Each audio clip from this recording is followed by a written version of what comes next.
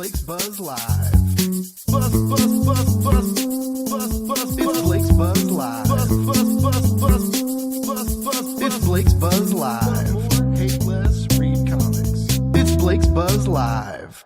Buzz, buzz, babies. All right, buzz babies, and it's another episode of Blake's Buzz Live, and I've got some great creators in the house tonight. I've got Ryan, Cady, and Andrea Mutti. I fucked it up. I practiced it already. Oh my god. All right, guys. We get to go past that.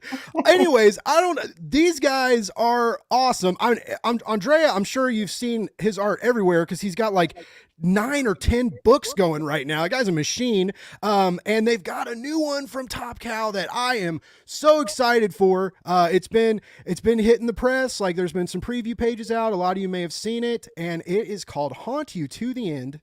And it is another story about, the end, like climate change has, as it's, they're reminding us of our, future that's probably not going to change. But there's, we've ruined the planet. It's going to happen. These things are going to come true, unfortunately, unless, Twitter gives us all free Teslas. I'm waiting for it. I don't think it's going to happen though.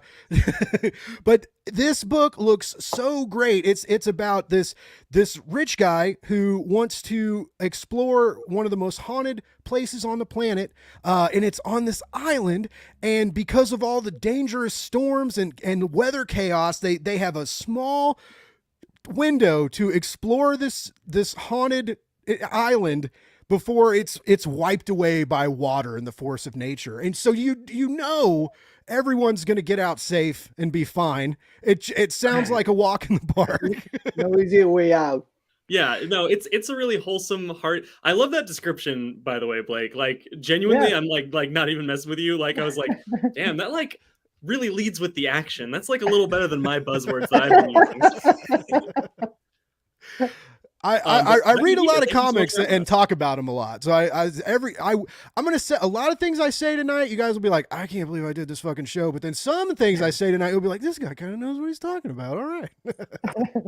No, you're starting off strong. I'm with you. Yeah, totally.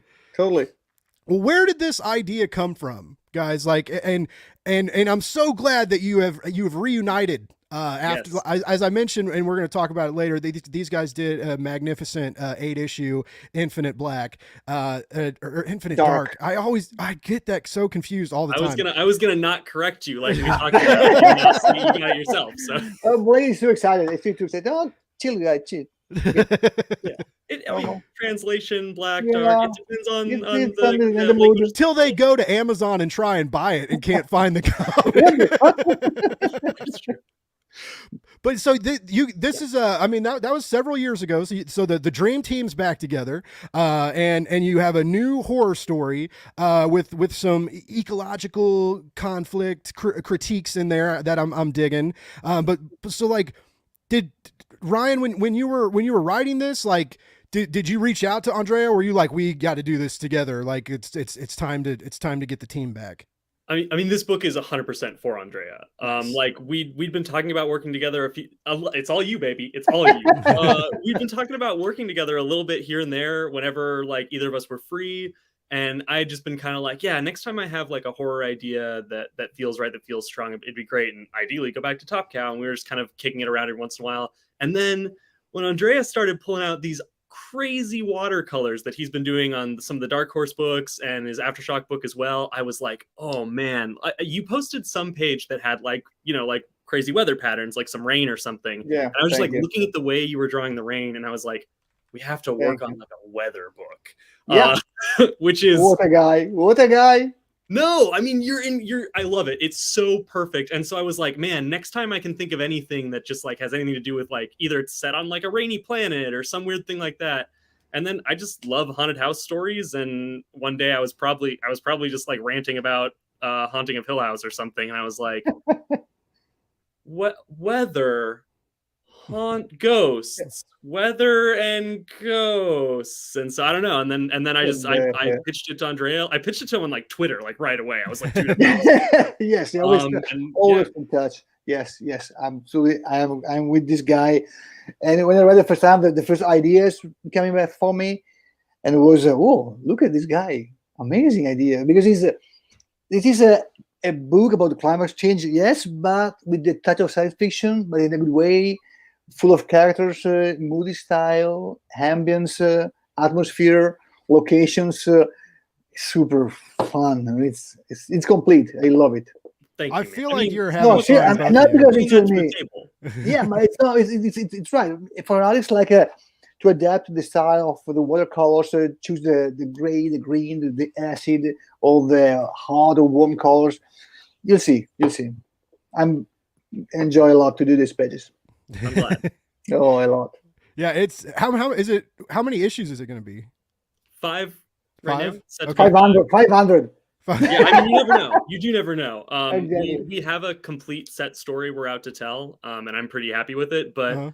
you know, you can't. Sometimes you can't help yourself. Like when you get to the ending of a thing, you're like, but I could backdoor like a sequel if I had to. Okay. Yes. I've always been Agree. interested in that because I've seen that sometimes with like friends of the show or like the By the Horns guys who from Scout, and I remember when they got announced to like getting like to like got announced to an ongoing, right, or like Cullen Bunn's Door to Door Night by Night when it went from like a mini to an ongoing series, and Right. so it's like how do you construct that? Like you said, you had a 5-issue arc. You have your arc planned, but then you have this plan B, right? In case the sales are well and they give you another shot. Like, does that make like make the writing process like a little bit harder to like have this way to extend it, but unofficially and to still have to keep like the first arc like tight and complete?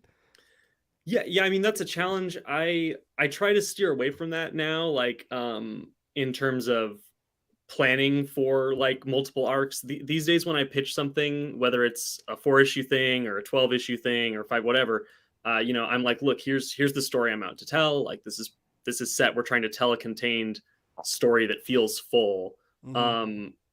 And then if there is a good response, or even if the publisher is like, hey, I really like this, why don't we try and pitch this as an ongoing or whatever, then it's like, okay, let me try and see how we can expand on that, or like what the like obvious through line next step is. But I'm trying less and less to, I guess, like play the game there, like less holding back. I think sometimes when you set yourself up like that, you sometimes miss out on putting some of the coolest stuff in, or like not telling the story you fully want to tell, and you're holding back out of hopes of doing something more.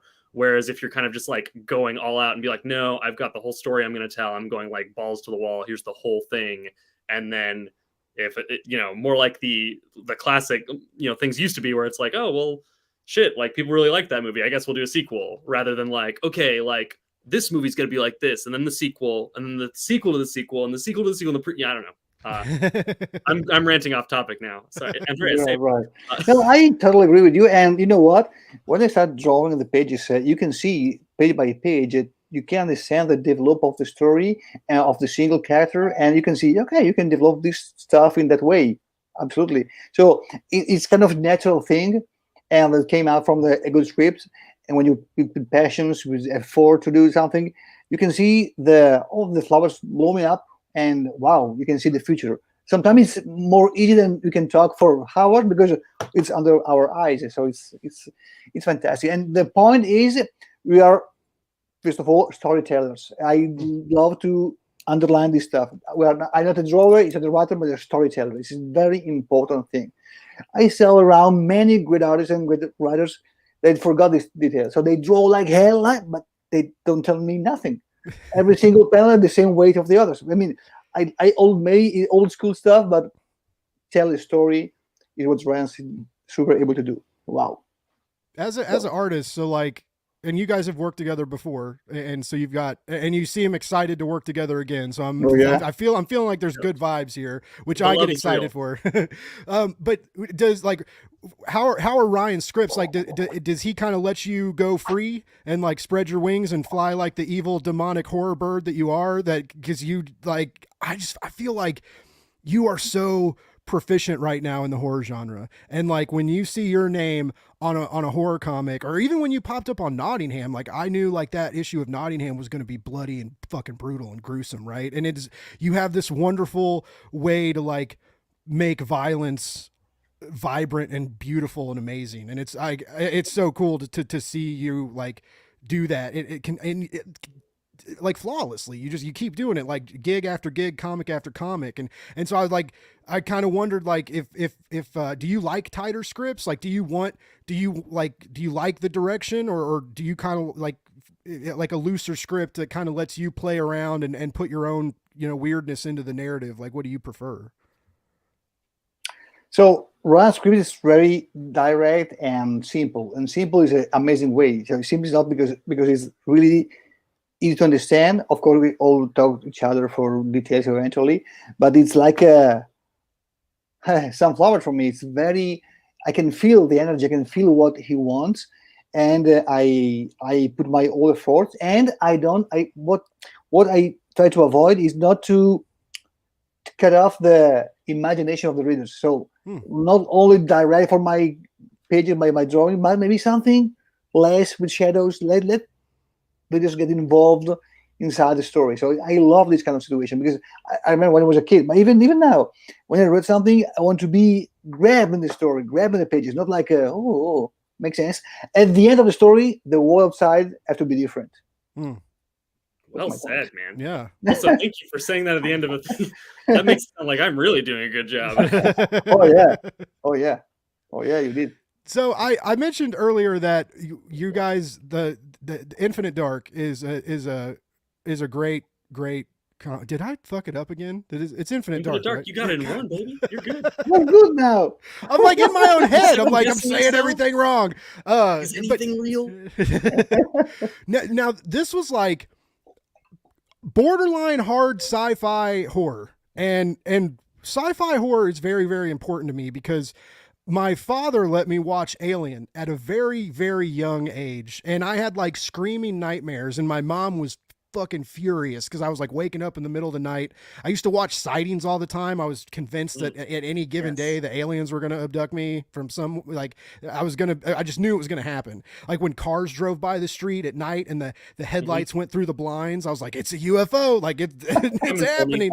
And then like I remember like seeing fire in the sky in the theater and how terrifying that was. Fucked up. Yeah. And then I found out like it was all a lie. Like he made up the whole thing, but still is a great movie. But so I grew up, and have this love of like sci-fi and horror. And when they combined, I feel like it's tricky, right? It's hard to take these two iconic genres and mash them up well. Like it happens a lot, but it doesn't always happen well. And like Event Horizon is one of my favorite movies. Yeah. And I will like die on that hill when people call it like a cheesy, lame, like B horror movie. And I'm like, I was like, you're wrong. You're just wrong. I'm sorry. Art is subjective, but not for that. So like, but anyway, it's very special to me. And this comic, like when I read that, you guys, you make your audience sometimes feel like they're not smart enough to read the comic, but you like fix it within the narrative, right? So it adds this tension to like the reader where you're like, you're like struggling at sometimes to like comprehend the science, and then it starts playing with like what is what we're seeing real, and like this apparition and the all these different the weird little quirks and things that like hide in the corners and the shadows, and then it just is a crazy book. And then the second arc was like just with the chrysalis around the ship and like all the stuff you guys did. That comic is several years old now. I've never read anything like that. And I remember like when I bought it, it was like around Halloween, and I blew like a fat chunk of the paycheck, like buying horror comics, getting ready for Halloween. So I was like on Twitter, like, hey, like I got paid today, like give me some horror comic recommendations. And a couple people brought that up, and I was like, okay, I got the trades, like, let's try it out. And it was just, like I said, it just blew me away. And then like Andrea's art is awesome.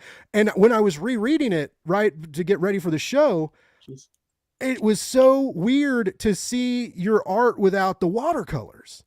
Like it was kind of jarring. But it was kind of cool too, because I got to appreciate your line work a lot more. Some of that gets hidden with the water. And I love your water. Like, I'm not bitching about it. I'm just saying it was just a different way to experience your art. Yeah, And so yeah. like, when did that start? Like, when did you kind of like take over the coloring and say like, I'm going to do this all myself and I'm going to watercolor over everything. And because it really works for like a lot of the slasher, like blood spatter stuff you do. And like, I couldn't imagine it any other way. And so, like I said, when I reread this, I was like, God, this feels so different. No, thank you so much, first of all. So it's a pretty funny story because we were in full pandemic. I had a couple of books in standby for for the stuff, and I had more time to do something for myself. And I did a couple of pages in watercolor because it was I love watercolors. And okay, now I have time. Let's try to do something for fun. Mm-hmm. And I sent these 2 pages around. Since there, all the publisher wants these kind of colors. So we started with Manic of New York, Parasomnia, Columbine, Days of Violence, Cold Body, everything. Everything is in watercolors. And I think, first of all, it's very personal. So it's very different maybe from the media, okay? If you see in comic book stores, you have amazing books, but pretty much the same approach. I mean, I can recognize it. This kind of stuff, I guess, could be really different, like super personal. Maybe it could be the key of the good thing. Yeah. And for sure, I feel the colors. I mean, if you see my pages, I use color that try to tell you something. We really do. You see a blue sky, a green grass, yellow sun. No, I try to put something energy like anxiety or tension or claustrophobia. It's something powerful. And with the watercolors, every single brush paint you do is different. I can handle the water. So this kind of uncontrolled stuff for me is really intense. So that's why I love this kind of stuff. And the results with the pages and the stories, of course, I would like to do. I think it's something different, and I'm so glad. And you know what? It's old-fashioned stuff. In the digital era, this stuff, wow. Yeah. Yeah. I like that. I like that tactile, like, rush that you get from that, right? Yeah. And I talked about this the other day because a lot of great artists do digital, and like I don't knock knock digital artists, but it is interesting, like the tension, right, of like if you make a mistake on a tablet, you can correct it a lot easier. And like I think we've all seen like those social media posts where like an artist accidentally like spills the ink on a page or something crazy like that, or and like you mentioned, like having to like control the water in like, and like simultaneously control it and let it do what it's going to do, right? And you can't always be in total control of it, but that like it adds more weight to the to the page, to the experience, and it carries typically, like, though I feel it carries into your comics too. Like, and I'm not just saying that because I'm a big fan, but it's just like there's a really magical element to the horror comics that you've been producing lately. Like you meant, like Legacy of Violence, like that trade just came out, and like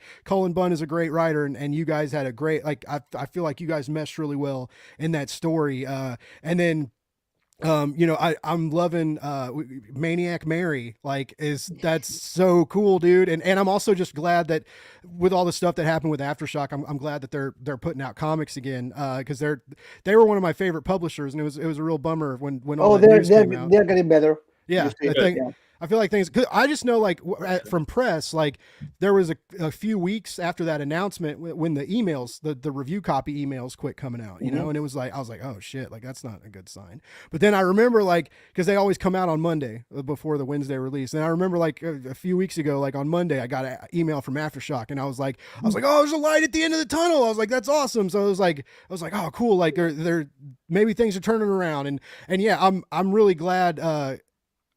That was one book I didn't really expect to get a sequel to, and now we're in the third miniseries of it.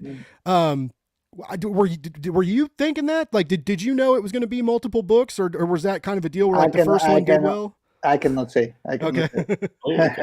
I am pretty optimistic anyway. Nice.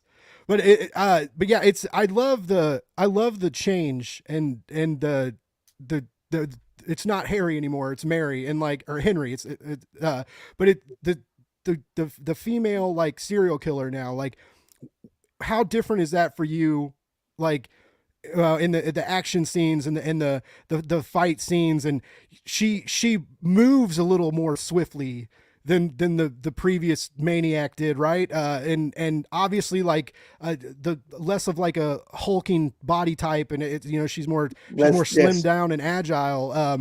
With like what's that like switching gears? Yes, Like I think it's pretty normal. Right? It was the point to move from the hulking Harry to the sweet Mary. So I use my wife like model. Seriously, you really know my wife, and so it's very tiny girl. So that's it. Nice.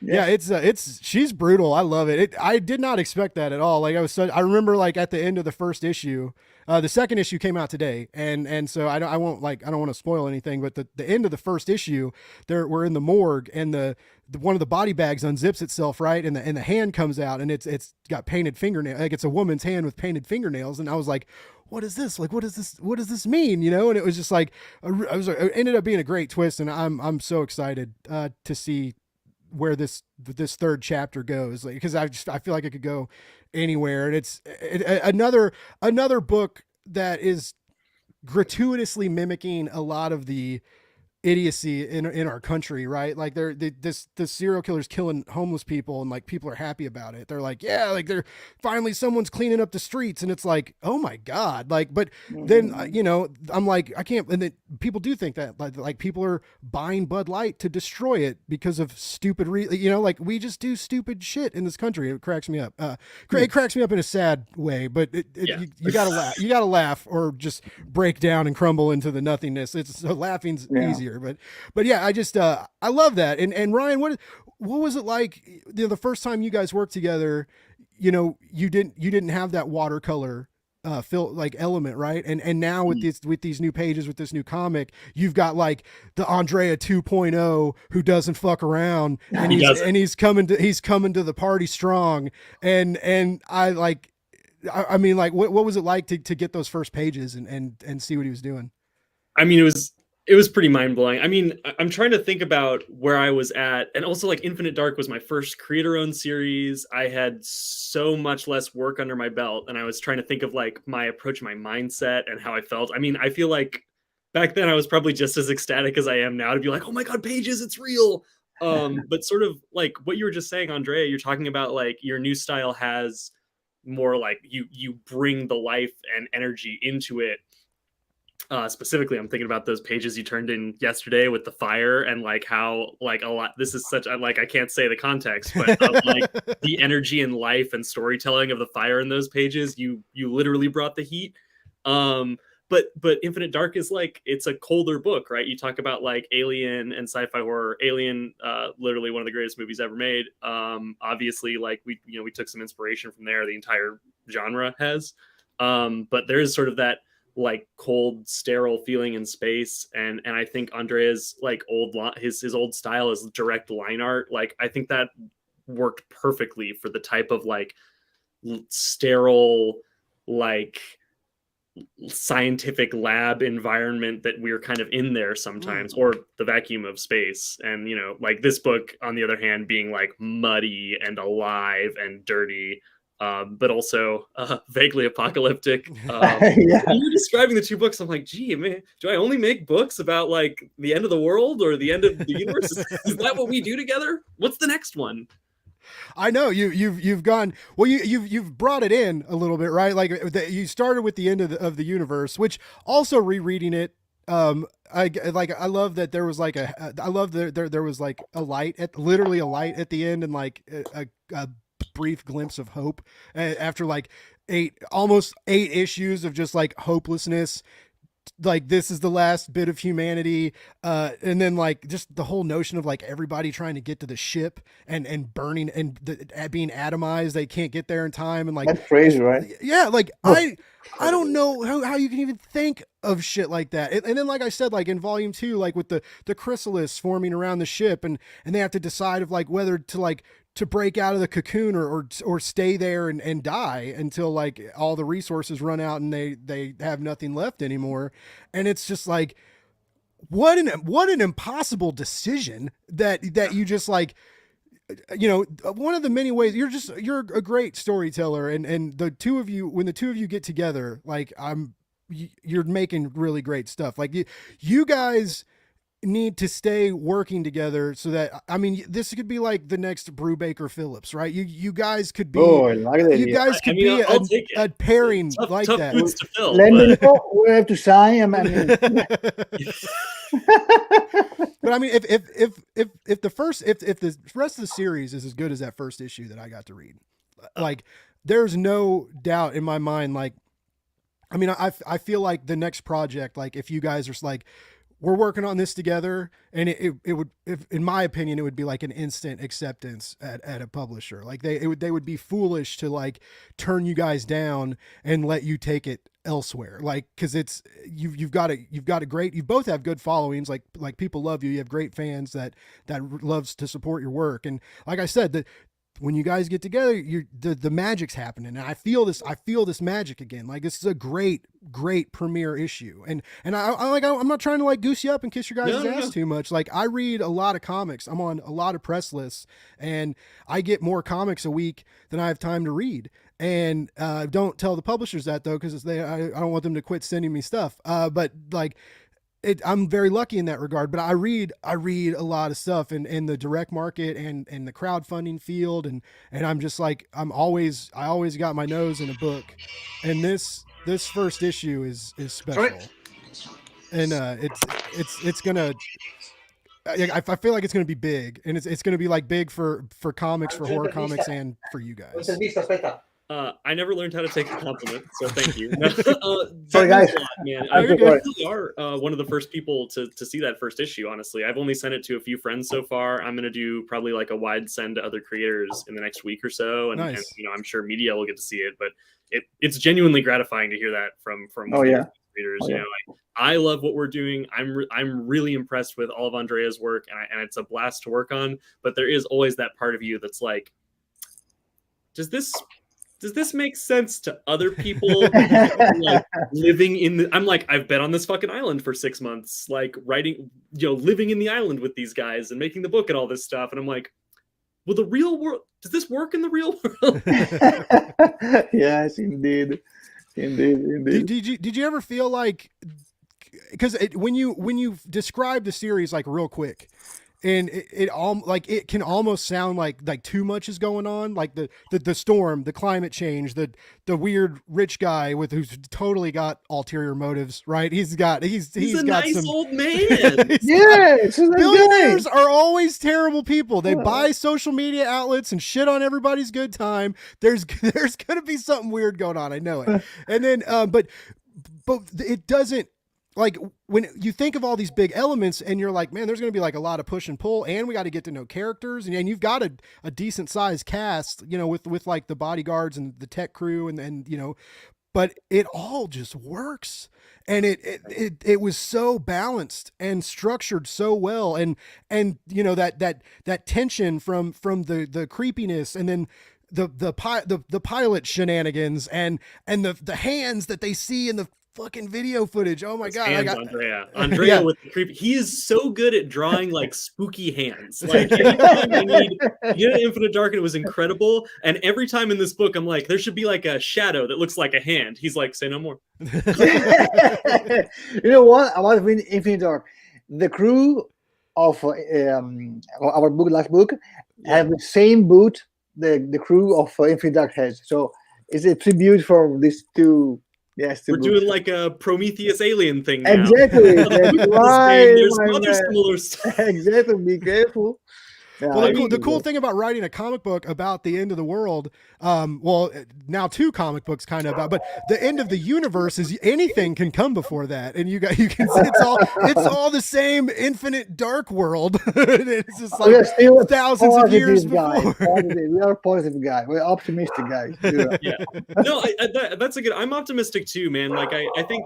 Kind of going back to maybe something you already said, but I'm glad you say that, Andrea, because I feel the same way. Like I do, like. as much as these two books we've made together are kind of like bleak in some ways, like, oh, it's the end of the universe, or like, oh, like climate change did get really bad. You know, I think I'm ultimately a really optimistic guy, though I have trouble avoiding like the realism of bad shit right now. But you know, I started. There's a quote. It's not in the version you did, but in but in the final print version of Haunt #1, there's like a little epigraph quote thing near the beginning, and it's a quote from Stanley Kubrick to Stephen King when he was working on The Shining. Yeah. And it's like apparently like called him up one day. It was like really like early on in the process, and he was like, "I read your book." He's like, "You know, I think ghost stories are like super optimistic, don't you?" And Stephen King was like, "No, what?" And he goes, "It means there's life after death. It's optimistic. It's a hopeful story." And Stephen King was like, "That's not what my book's about at all." But I'm really drawn to that, and ultimately, you know, like I think Infinite Dark is like shit is the bleakest it can get, and yet there is still like a ray of hope. You know, like for me, I was always like human. Like the optimistic thing about Infinite Dark was I'm like, so like we're saying that humankind has survived for like eons and millennia. We're going to be in other galaxies. We're going to survive so long that physics starts to break down. Like that's optimistic to me. I don't know. Yeah, I agree. Hunt is kind of similar, where I'm like, you know, like, yeah, I don't know if a lot of people are going to make it off this island, and I don't know if the answer they learn about life after death, if there is life after death, is going to be the most optimistic answer. But you know, I don't think the people who get off that island, whoever it does and how many, I don't think they're going to learn. Like, I don't think they're going to come away with it like being misanthropic. Like, I think they're going to learn something positive and hopeful about themselves and how they view humanity in the future and life. Or maybe I'll get really, really, really depressed at the last second and like rewrite the lettering script. No. But you know what? What I love in this book, seriously, now I'm serious. We're talking about the end of the world, the climate change, whatever, but none in the political bad way or for depression stuff. But we still have a bunch of guys with fiction story to tell. And all the writings like surrounding. So you're not focused about, oh, come on, it's raining. No. The ghost, the spooky atmosphere, this is the point. And you have also this surrounding about, oh, come on, let's see. Makes sense. So we are not like, okay, it's trendy, do something like climate change or whatever. No. Yes, this is the point, but we want to tell you a story about spooky stuff, horror, shadows, characters, surprising twists. I mean, come on, it's a comic. Oh yeah, totally. Oh no, sorry, Blake, go ahead. No, go. You're the guest, baby. You talk. No, I was just gonna say, you know, I really don't. I'm with you, Andrea. I don't like a didactic story. You know, I'm a pretty leftist guy. I like to think that all of my books and narratives, everything that I tell has obviously like my values in it, but you know, like I don't need to tell a climate change story so that you know that like things are bad. Exactly. Like, you know that things are bad. I don't know how to tell you, but you know, if there's any like didactic element, it's that like, oh, you know, watching people go through and how they react when things are bad might make you think about how things are bad, but really, like, I just want to be like, I want to tell a story about some people hunting some ghosts, and you know, my politics, my values are always going to be in there. But mostly, I'm like, I agree. Ghosts. I can feel that on the book. So absolutely, you can feel really how passion there is in this book. The you know, the will to do something and to tell something, to write something enjoyable, engaging. It's really something good. Well, and there's also a really interesting like mechanic going on there too. Like it doesn't feel it's not like overly political. No one's being beaten over the head with like, you know, beliefs and politics and stuff. Like it's very organic in the story, but there's an interesting idea of like when the world is ending and when things are, you know, when the end is invisible and you can, you know, we're running out of time. And then that notion of like, what happens after this? Does anything happen after this? And to have like this billionaire has enough money to like figure, like to study life after death and this like this progression right? And like I said, it makes it more dire and intriguing when faced with that climate change issue and the with what's happening to the world in this comic. And so like it really works just on like on like a narrative aspect, like as a way to push the plot and a way to get these characters from point A to point B and find out who they are and stuff like that. It's very smart writing, and I knew it was going to be smart, like I said, because your guys' the sci-fi comic that I keep talking about, which is already out and that they don't need PR for because it's been so like you could still buy the People trades can still buy it. yeah, you can. But you know that, like I said, that was one of the smartest comics that I've ever read, and it's just like the out of the way you write sci-fi and bring in these crazy notions and all the weird stuff that happens in space. Like it's like. I mean, like, I don't know. Like, were you a scientist? I don't know. I feel like, No, like, I mean, do you do a lot of research for these books? Like, do you geek out over stuff like that, or did you just like have a fucking like fever dream and you were like, what if a cocoon appeared around a spaceship? Oh, and then Andrea could draw it and like it'll be great. Like, the chrysalis thing specifically, I'm trying to remember what it was, but like we came up with that idea. I can't remember what it was. It was some way that Andrea drew something in like the pencils for issue 4 or issue 5 when I was like, oh, this is like what the second arc will kind of be, and here's like what the first 5 pages will be, so we can do like a preview. And Andrea was like drawing them, and I don't remember what it was like something you did about the outside of the ship. You drew like a little something, and it was like, I don't remember what you put in there, but I was like, oh wait, shit, there should be like a crystal around the spaceship. Like, no, don't. I was like, whatever you were supposed to draw, don't draw that. Make a crystal around. Like, I don't know. I wish I could remember what it was, but it was something like that. Has he ever told you something, Andrea, where you're just like, what the fuck? I can't do that. Like, it looks incredible. Yeah, I know, but I just feel like some artists. I remember like Jim Lee talking when he did when Snyder and Jim Lee did Superman Unchained, and Jim Lee was talking about there's a moment in the script where the monster throws like every Batmobile that's ever been made and is like throwing them at Superman in the Batcave. And Jim Lee was talking about it. He got like the page of that script and he was like, fucking Scott, really? Like, I mean, you don't have to call anybody out, Andrea, but like, how do you like, do you, I mean, when you, do you ever get like a script or something and have like a moment where, if it is out of your wheelhouse, or if you are like unsure of yourself, like how do you process like a panel or a page like that and then make it and then like conquer it? Like how do you do that? I'm a really old fashioned guy. I read this maybe 2-3 pages at once, and I do very quick sketches, layouts if I need, because I am very immediate to I don't do too much before the real pencil because I want to erase the freshness. I mean, I like to very fresh. And once I'm convinced about the layout of the panels, I do pencils, not too much detail, because the most hard thing is the inks. I'm very detailed with the ink, so I prefer to stay fresh with the pencils. Go with the very tough inks, and okay, man, colors. And I try to do maybe I do for sequences like interiors, exteriors, night, day, and I try to move the balance of the colors between the night, day, but it depends. And I try to find, for example, for Hunt, I try to use some greens, very acid for the old stuff, old digs, so really rusty. I like this kind of mood. It is a cold stuff, but warm at the same time. With our raffinery, something vibes with the light of the drones around, blue. Oh yeah, I enjoy a lot to choose some different blue. For example, the cobalt blue with some yellow is really nice to work with, because the green is kind of acid but bright in the same time. So it's nice to the shadows.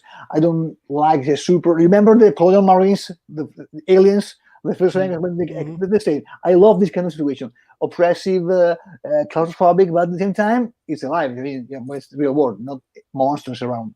Oh yes. Yeah, there might be.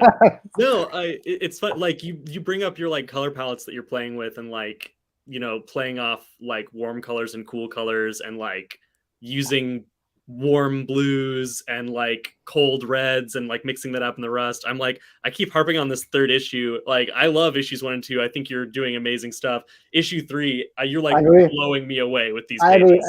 I agree.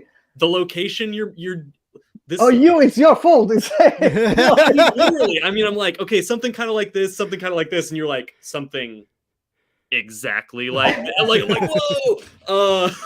Can I show it in a page? You could probably show a little one. What could it hurt? Okay. You guys are the boss. You do it. I'll do whatever. It's our book. Who's gonna get mad? While Andrea's a good time to shout out the comments. John Westoff, what's up? Thanks for tuning in. We've not talked about burritos yet. That's the wrong show, Cole. Thank you. He does comic book burrito. I love talking about burritos. I'll talk about burritos all day long.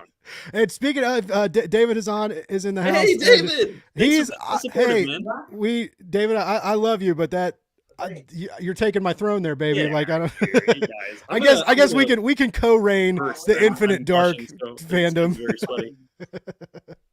But yeah, I don't, that's one of the bummers about, because like I said, that comic was referred to me. So I can't say that like, but it's surprising me, like when I mention it, and because like I posted about it on Twitter the other day and people were like, oh, I'm going to check this out. And I'm like, how have you not checked this out? How have you not, like, what? Like, it's just like, there's so many, but I mean, that's the bummer about comics. There's so much out there at any given time, and every Wednesday more and more and more comes out there. So it's just like it's so easy for things to get lost in the shuffle or missed or like me, I buy whole fucking books and omnibuses and then like have them for years and forget to read them, and then like, there you go. Sure. All right, what are we doing? Oh crap.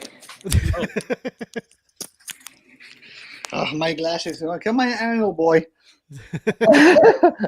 This is the only thing I hate in Ram. He's fucking young. Anyway, I just moisturize. I'm telling you, it's all in the skincare routine. Look at this. You can see something. Here, hold on. I can. You can see something. This way. I don't know if you see the colors. You get the count of the red. It's so good. I don't know. Oh my god, I can't read this issue. It's so good. You see something? I don't know with the camera. There we go.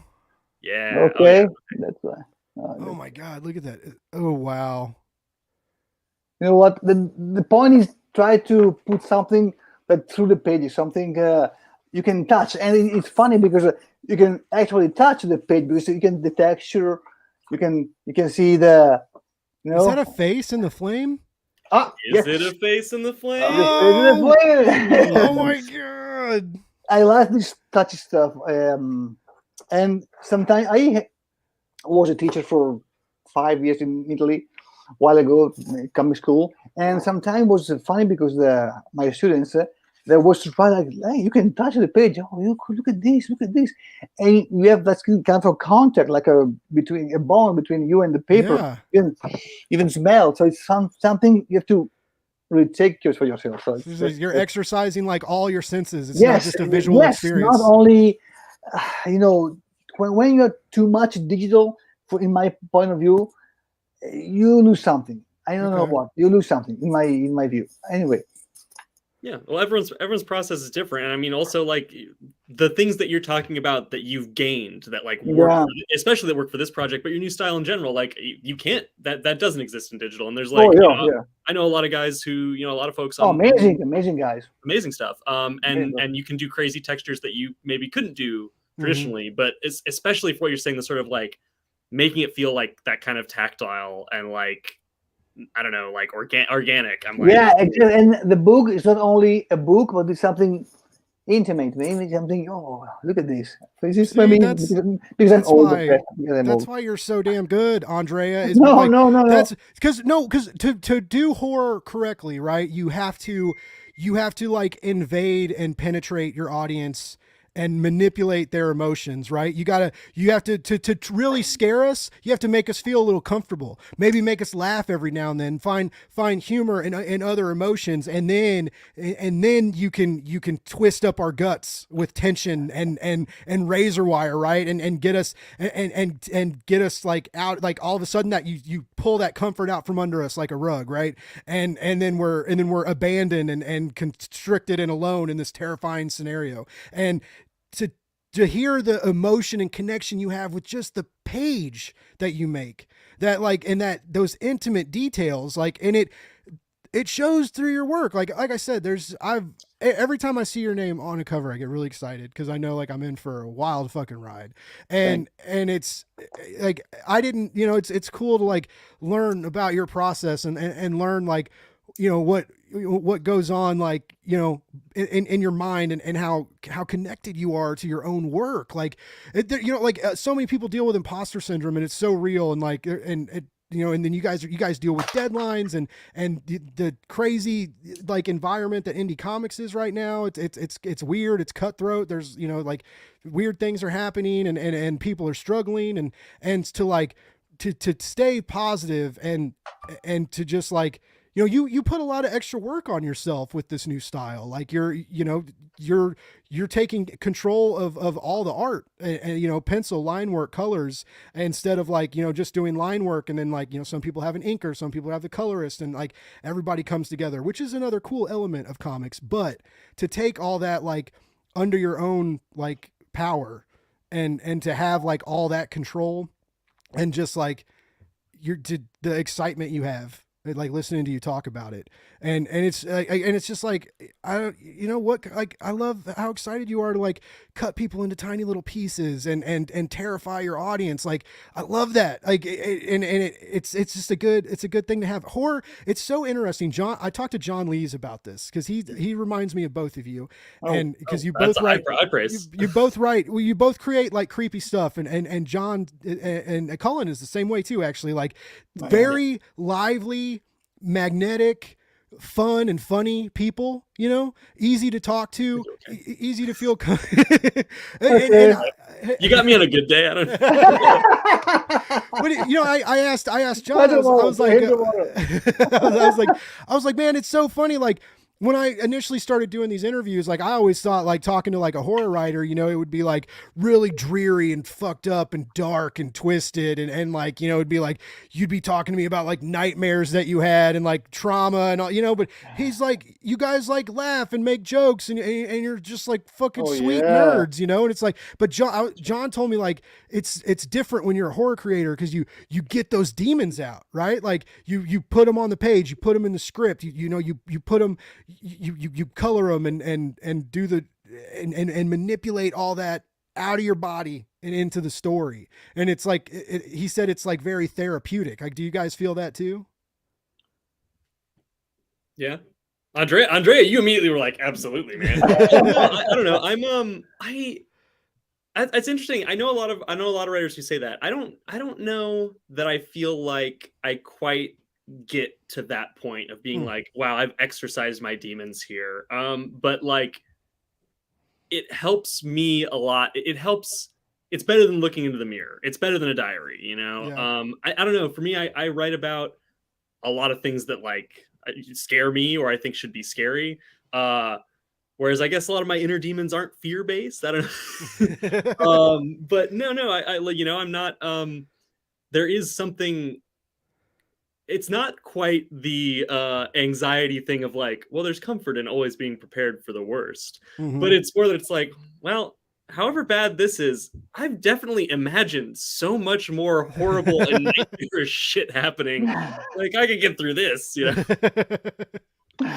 We have a question from the audience. David says, speaking of burritos, ask Ryan about the hot sauce scale. The salsa scale. Yeah, well, there was a period, I don't remember when it started, but in like 2015, maybe a little before, where I felt like every comic book creator I know was like posting their schedule, and they had like a little document that was like, here's my scale, and I put things in this color, and I do this, and they were all really like well organized. And I'm like, I'm a mess. I'm not well organized, but I thought I was like, well, like, in terms of like what's hot, like hot, what's the priority? Like, oh, this is spicy. I gotta get to it right away. So I just started doing like a salsa to-do list scale where I would be like, oh, all the stuff that's just kind of around and I can work out when I choose is pico de gallo.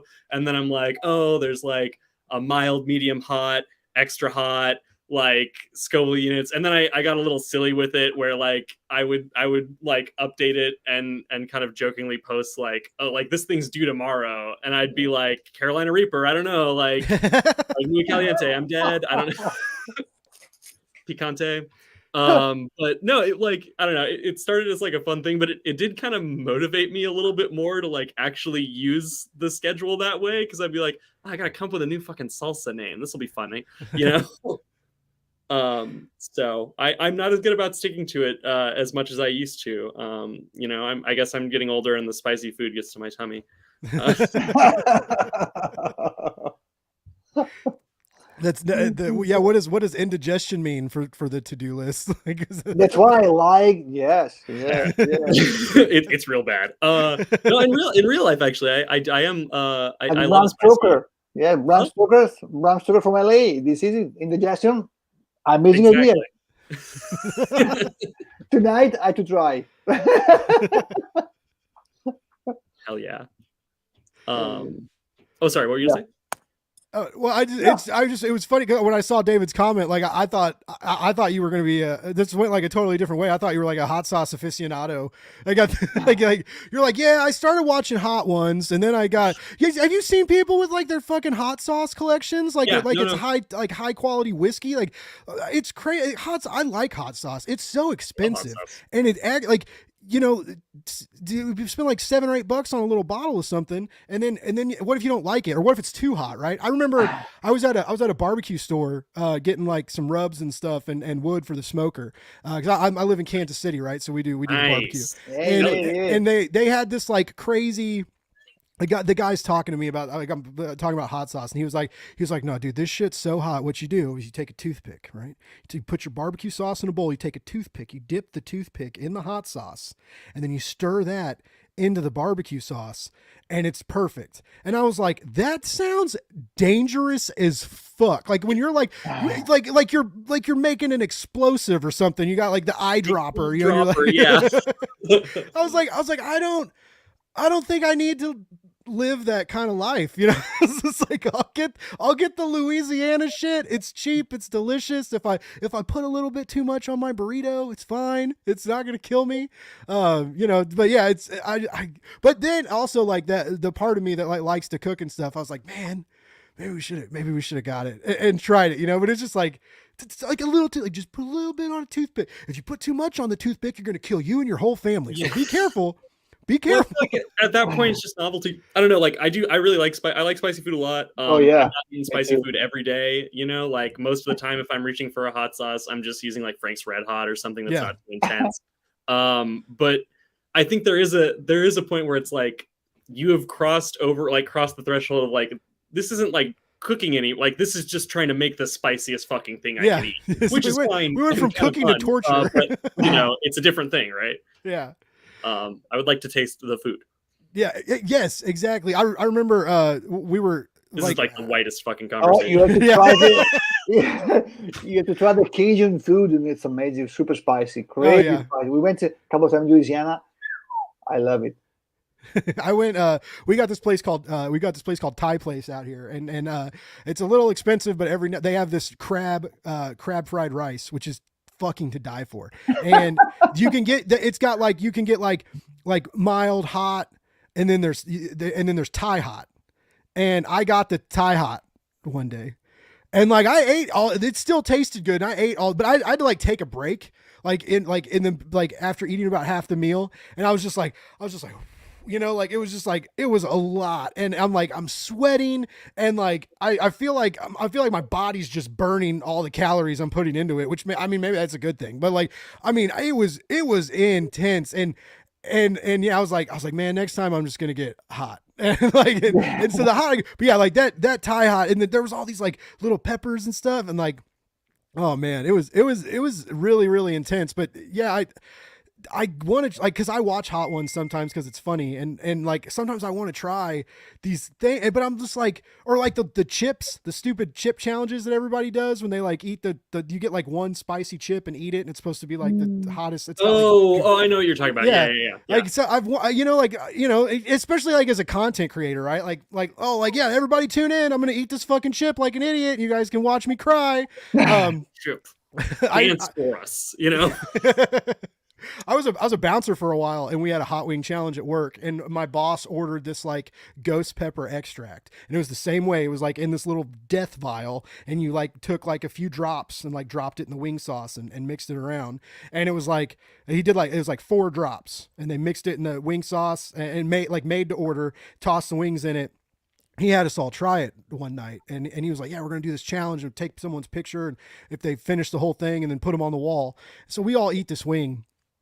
And oh my God, dude, like first my lips went numb, which was weird. Cause it was like I like couldn't feel and felt too much simultaneously. And it was like this weird sensation. And then it like everything, it like almost was like so hot. It felt cold. Then I started sweating and then my eyes started watering and I couldn't like stop my eyes from watering. And I'm the door guy at this bar. So I'm having to like go card these college kids beat red crying, like mouth is on fire. I'm just like, give me your fucking ID. Oh my God. Like, it's like, what's wrong with you, dude? And I'm like, no, I'm fine. I just ate a spicy wing. It's fine. And it's just, I mean, like, and then, you know, you keep wanting to like wipe your eyes and then you remember like you can't touch your face. But yeah, like that was probably the hottest thing I've ever eaten. And it was like, there was like several people, like people would get tanked and then order these like crazy spicy wings. And this one night, this kid, one of the chefs that we used to work with, he was super young. He was in culinary school. He just annihilated these wings, had sauce all over his face. And he's just laughing, having a great fucking time. I'm like, you are not human. Like it's like, he just like did not experience spice like the rest of us did. But anyway, I know you guys came on the show to talk about spicy food and chicken wings and my crazy bar life I used to have. I'm always down to talk about spicy food and chicken wings.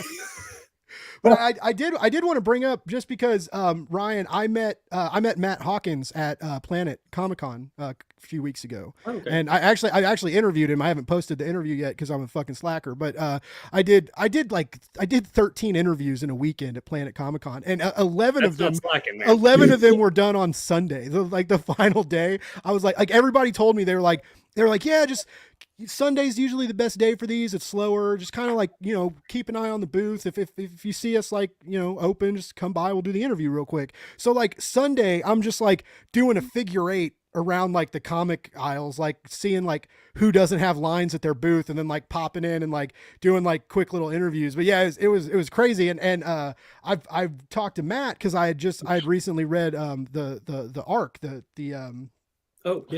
animal, the ARC book about the animal activists. And that book, which you co-wrote with him, right? Like, I was like, I thought your name was on the cover. You're going to be like, why are you talking to me about this fucking book? No.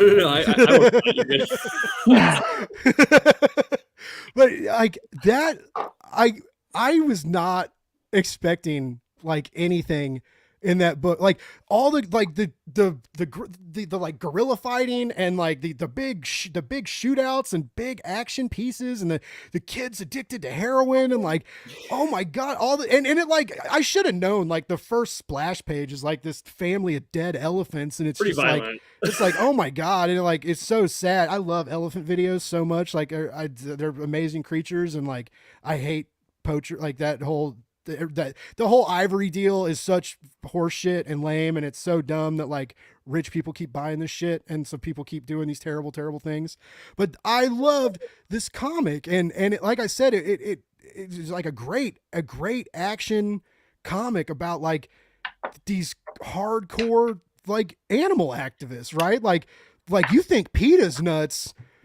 Give them fucking AK-47s and let them loose in the fucking jungle. Like, and like, it was crazy. Like what I was kind of talking to Matt about it too. Like how you guys, what made you want to tell that story? Like what popped into your mind and made you like, be like, oh, this, yeah, like there's gotta be armies that fight for animals, and it's this brutal war-like landscape. Like, how'd you guys pitch this to yourselves and the publisher? I mean, so that was all Matt and Paul Feinstein, the travel writer who helped, sort of Okay. come up with the idea.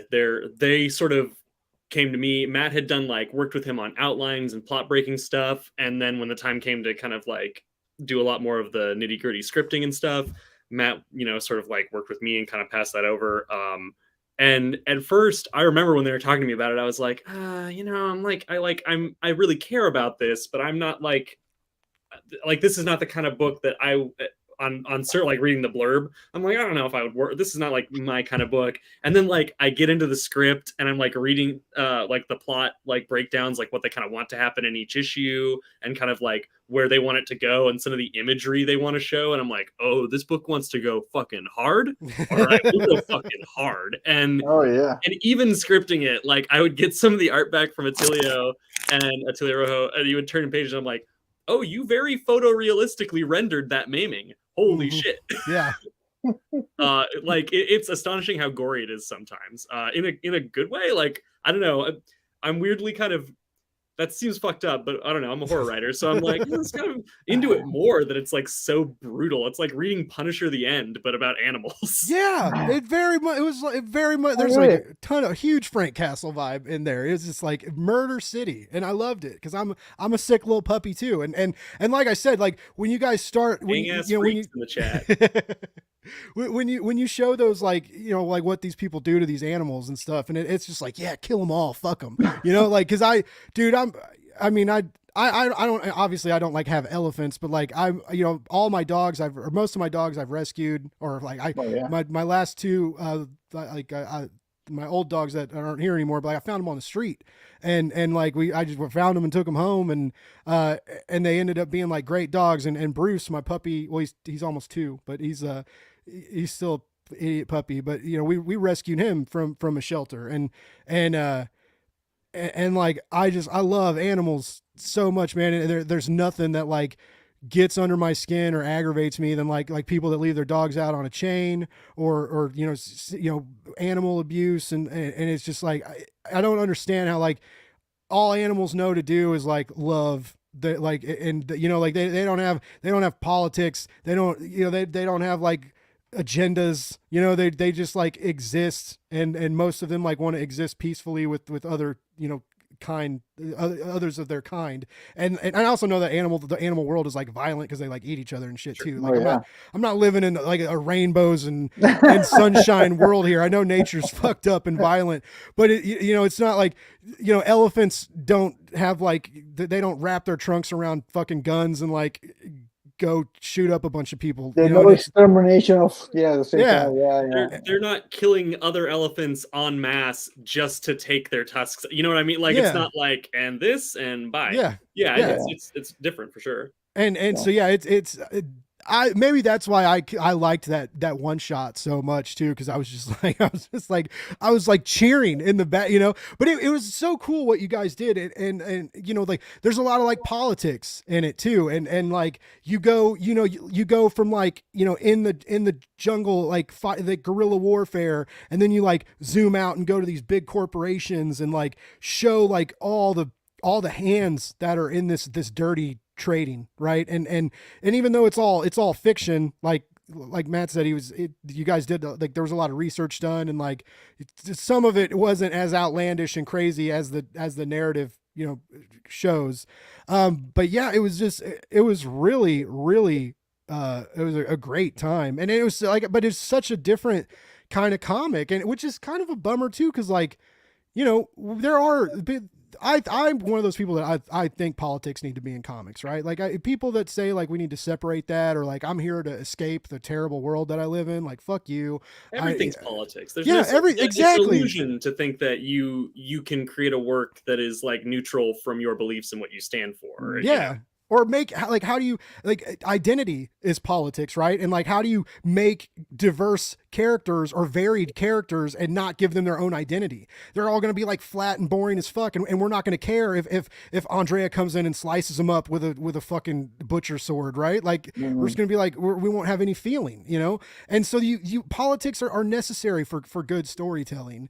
But it's weird, like, I haven't seen a lot of comics that like kind of stand up for the animal kingdom like that, right? It was very new and different, and I don't know, like, felt very fresh in the, you know, in the overwhelming amount of comics we get every Wednesday. Like, I feel like that comic really stuck out, and so I was talking to Matt about that, and he was I think I goosed him up pretty good. Like, I found him at a good time where it was like the last day, he was tired, he was getting ready to catch his flight, and he was just like, he was when I started talking about the comic, you could see he kind of like perked up. He was like, "Oh, cool, someone fucking gets it." And I was like, because initially I walked up, and he was just like, he was kind of like just sitting at the table, and I was like, "Hey man, you want to do an interview?" And he was like, "Sure." And I was like, "Oh God." I was like, I mean, Andrea, I don't know about you, but if it was like the last hour of the show and someone came up to you and was like, "Do you want to do an interview?"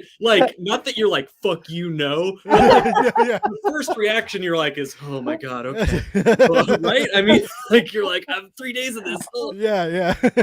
Oh, you're a good guy. You're Really crazy. I don't know. Like, this has been a really like supportive show. Like, you do. Oh yeah, gas yeah. people I up. think I don't know. you know what? I feel better by myself right now. yeah. Okay, it's a real person with, you know, with the real things to do and real things to tell, to propose a book and inspiration, an idea. Is the best. Come on, my guy. It's sometimes it's way easier than all this stuff and mess around, or not. Come on, Yeah. That's right. No, let's do it. Try not. Try not. You know what, Yoda? Come on. And it's fun. It's fun. I mean, talk with people. It's fun. Understand, listening, or comparison. Be curious. Be curious. This is the point, even for the readers. Sometimes I feel sad because the young readers, especially. I have two kids, 21 and 18. I'm lucky because my house is full of books since forever, so they grew up in this kind of situation. Oh, cool. But most of them, they're not curious of anything. I mean, not books, not novels, not movies, not theater, not nothing. Yeah. What the hell? They become super boring. I mean, tell me something. I don't know. You have 18 years old. You have to be the king of the world. So it's not. I'm kidding in some ways, but sometimes I really, you know, optimistic, and maybe I'm a dreamer. I think that the comic book could be real a mind changer for someone. Yeah. Maybe, but just leave it. Like, what the hell? So I'm a true believer, you know. Well, hey, you got to be in this day and age. I think I made the joke earlier about how you gotta, you know, you gotta laugh sometimes, or let life break you. But yeah, you gotta be curious. You gotta explore. You know, you gotta. Unfortunately, go outside sometimes. Yeah, I hate it, but you know, it's fine. But no, I'm with you. Like it saddens me as someone now. You know, a lot of what I do is, you know, because I read a lot to prep for these shows and to write reviews and things like that. But I love to read. And so it's not like I call it podcast homework, but I love doing it. And I, you know, I don't really play video games much anymore because I'm just always reading, and I still watch like a lot of the good TV and stuff, but I have to be careful about, like, you know, binging shows and stuff, because I'll be like, you know, you have to read like 2 graphic novels by tomorrow, and these people are coming on your show, and you gotta like be ready. And so, but I love reading, and there are so many people, whether like comics, magazines, novels, whatever, like people just don't read. Like a lot of people don't read, and it's heartbreaking.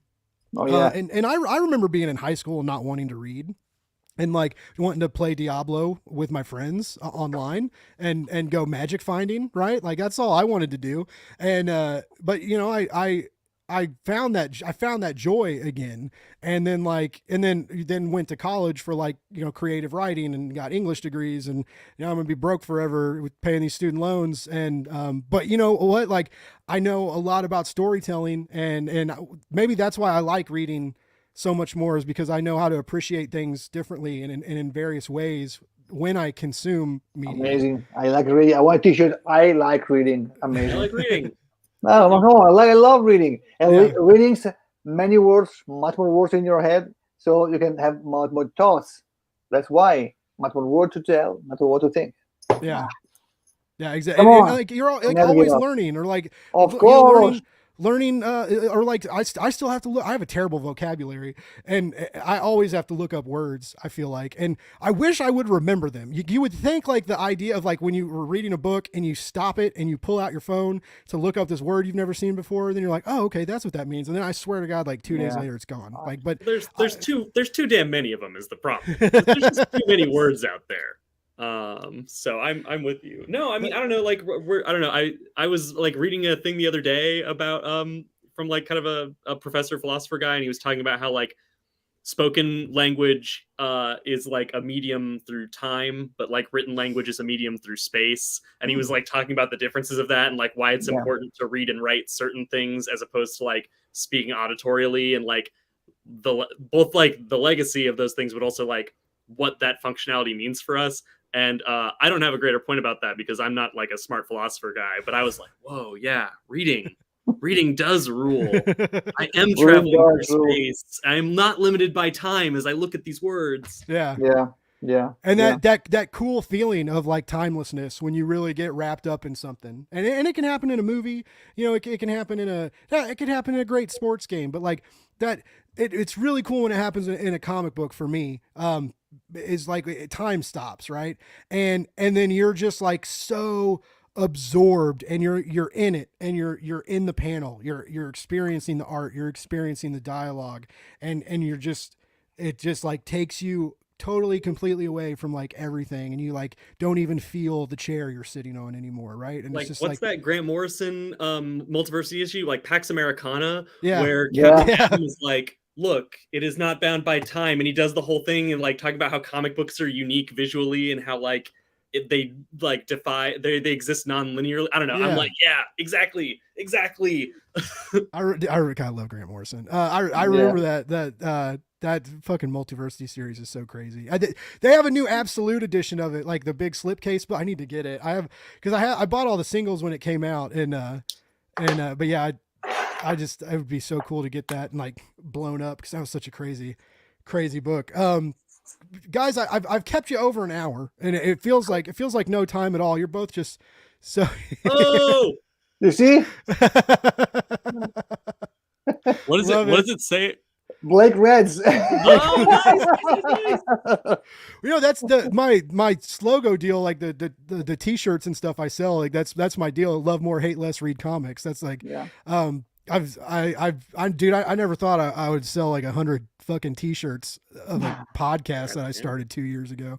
But not quite 100, but close. But a lot of people bought, like everybody loves it. Like people want me to make stickers and shit. And I'm like, okay, like all this costs money, but that's fine. But yeah, so that image from Andrea, but yeah. Yeah, if I could say this T-shirt design was designed by comic book artist Andrea Mutti, like I'll retire. Like, I'll sell all those shirts, and then won't tell you about it, so I don't have to pay you. No, I'm just kidding. Smart. Now you're thinking.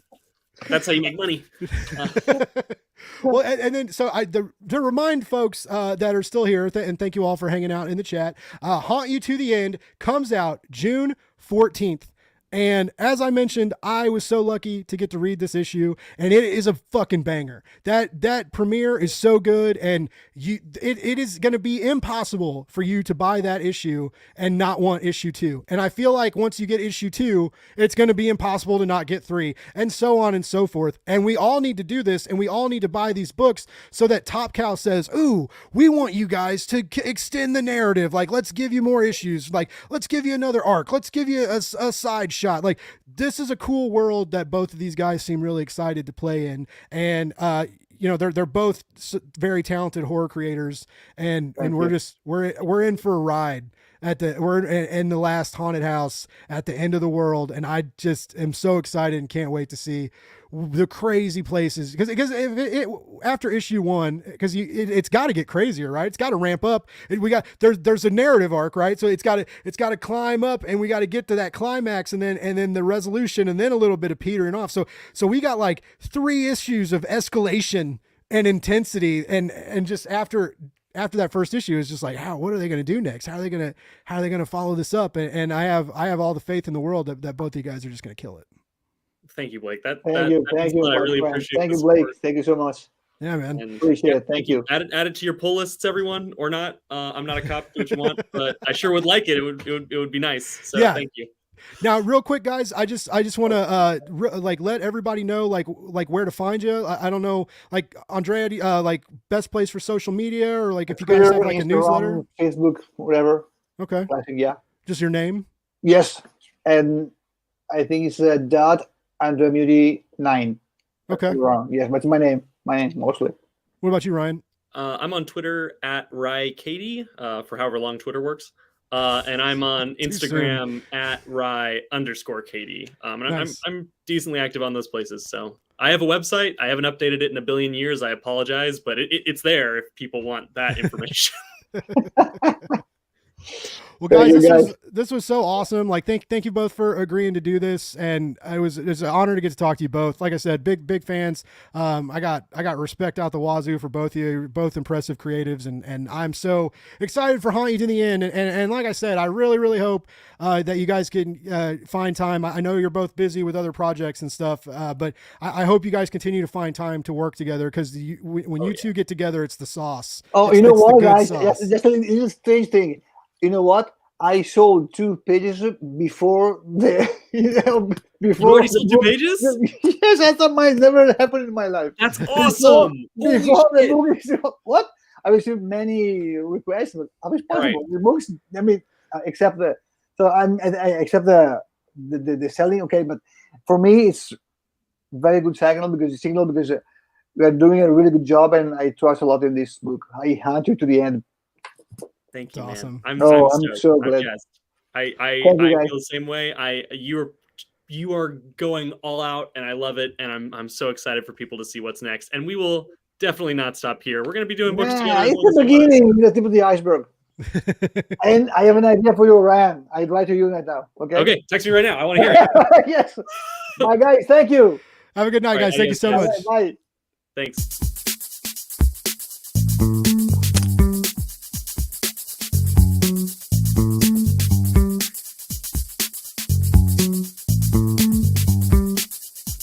It's Blake's Buzz Live.